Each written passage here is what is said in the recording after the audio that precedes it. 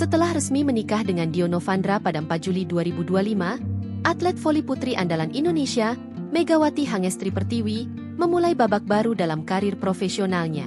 Megawati diumumkan sebagai rekrutan anyar klub voli asal Turki, Manisa BBSK, untuk kompetisi musim 2025-2026. Pernikahan Megawati dan Dio digelar dalam suasana sederhana di Jember, Jawa Timur.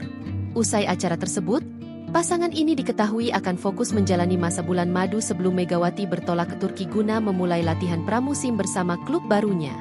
Manisa BBSK merupakan klub yang baru saja promosi ke Kadinlar 1 Ligi, atau kasta kedua dalam struktur Liga Voli Turki, usai finish di peringkat keempat musim 2024-2025. Klub ini akan berjuang untuk naik ke Sultanlar Ligi, kasta tertinggi liga yang dikenal kompetitif dan dipenuhi pemain internasional top dunia.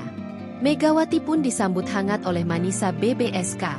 Klub berharap kehadiran pemain berjuluk Megatron ini dapat memperkuat skuad dan membawa dampak positif dalam misi promosi ke Liga Utama. Sebelum memutuskan pindah ke Turki, Megawati sempat memperkuat Daejeon Red Sparks di Liga Voli Korea Selatan selama 2 musim berturut-turut. Download Tribun X sekarang, menghadirkan lokal menjadi Indonesia.